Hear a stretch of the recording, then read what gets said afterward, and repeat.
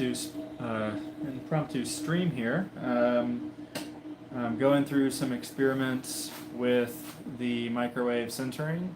We're working with the 1100 watt microwave currently on the high temperature setting. The one thing that I'd like to point out, what we're doing differently here, is increasing the silicon carbide content for the elements so that we are also increasing the max temperature that we can achieve and the speed at the ramp rate that we can achieve as well. While this is an active experiment, so we have a couple of minutes left on the microwave, which I'd like to share some of the results with. I'm expecting them to be pretty good based off of the previous measurements. For people not aware of what that means or what I'm doing here, this is what I'm dubbing a microwave element, which inside contains a certain amount of content of silicon carbide that is going to be placed inside of a crucible, which I don't have one lying around here, but an aluminum crucible that has nothing to do with the microwave, could be used for any sort of metal sintering, nothing special about it. But the element itself is placed inside of the crucible, and when microwaved, it heats up to transfer that energy into heat. And I'm using that to sinter metals. Primarily right now, I've been working with aluminum, but this experiment here behind me is geared more for steels and or other higher temperature materials. So after several months of measurements and experiments and testing and different configurations, this is just one configuration of this element. I have several more. We seem to have achieved a pretty measurable and repeatable process for ramping up and holding at particular temperatures, which is important for sintering because you need to do that. And as you can hear, the microwave just finished. This is again an 1100 watt microwave. On top of that is a 900 watt, and on top of that is a 600 watt, each of which would have theoretical differences as far as how quick something could ramp up and whatever the maximum temperature it could achieve. So if my measurements are correct, which I'm hoping they are, this crucible has been microwaved for 30 minutes. 10-minute segments, I've been taking measurements for those. And this 30-minute, sorry, actually this is the 50-minute point. The 50-minute point, we should be reaching close to about 2400 to 2500 degrees Fahrenheit. And that's in 50 minutes, close to about a 51.4, 52, something like that, degree per minute ramp, which if you consider that for regular kilns, that's quite unheard of. So this leads to a lot of benefits. But what I'm going to do, since this finished, I'm going to move this out of the way. I'm going to get you guys down to the level where we're going to observe what we've got here. And for 50 minutes, again, we should be hopefully achieving around 2400 degrees Fahrenheit, which would open up sintering metals like steel and or higher if this works out well. So let's go ahead and get that cleared out. And for this, we obviously will need some heat resistant gloves. These are going to be able to withstand the temperatures of the outside.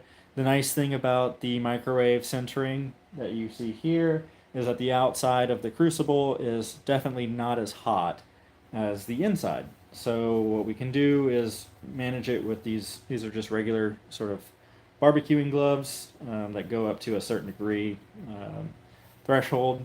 And what we can do is pull this out and take some temperature readings so that we know where we're at and where we can baseline the ramp rates for this particular element.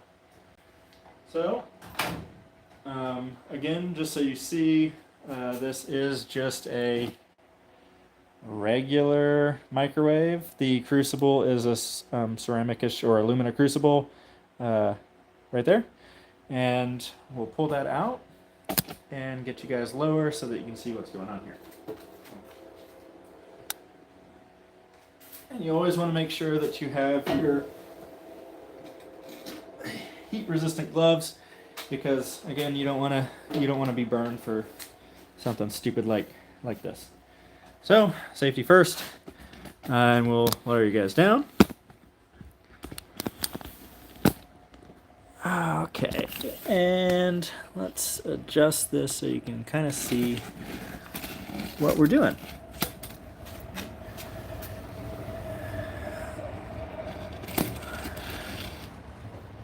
Okay, I think that's going to be good enough.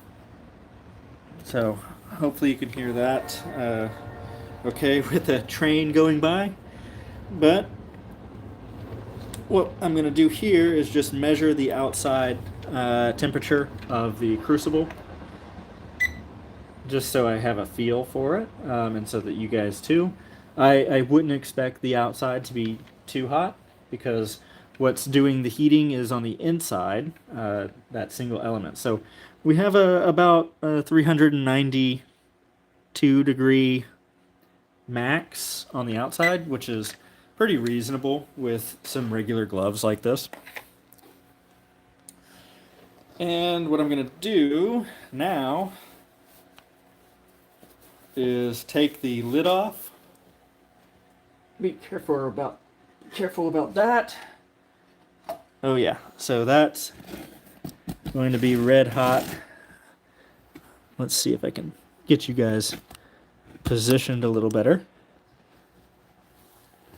I don't know if you can see that, but I'm going to try to show it. So what I'm gonna do is here is lift this up with some tongs and get a measurement.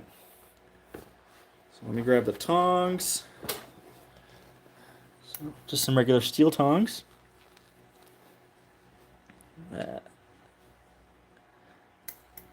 Like that. And I'm going to lift the element up. Oh yeah. Oh, yep, that's definitely hot. Whoa, definitely hot. So interesting. I had already measured a higher temperature previously. So maybe this maximum is a little less than I was thinking, or the yeah, so that's a little interesting. I used a few little bits of steel inside here, just so that there'd be something to heat up. But on this scale, we're seeing about 1400 degrees Fahrenheit. So perhaps there's some miscalculation on the maximum, or the oxidation of the steel that I put in here is a little too much for for it to go any higher. So that could be the case, but so that actually probably concludes the test. We've reached a peak of about 1600 degrees Fahrenheit with this particular element. I'm going to be recording that and releasing those results. So that I may have to go back to the drawing board just a little bit to achieve like a temperature of around 2400. But this is still definitely higher than what my previous results showed. And I think the path forward here is just to increase the content a bit. This is definitely a usable element though. I am going to be using this to better expand the aluminum, and this could be used for bronze as well. But aluminum, I was struggling with the ramp rates being too slow, so it was actually burning off the flux too quickly, and that was a problem because if it burns off too quickly, there's no more flux, and the aluminum oxidizes to the point where, uh, well, it just falls to pieces, and that's not good. So, still usable.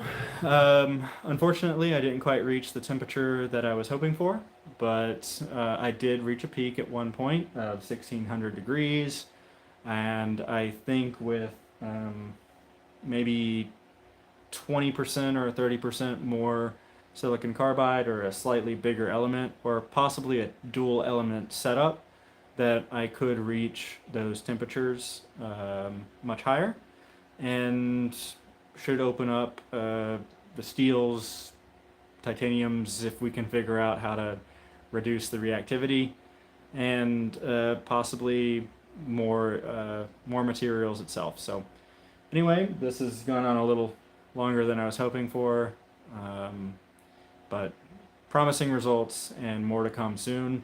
I think I will be releasing a few examples of what this can do, probably within the next couple of days, and hopefully work out a much better approach for the aluminum. So anyway, that's all I have for this one, and look to share some of the results pretty soon. So thanks for tuning in, and I will see you guys later.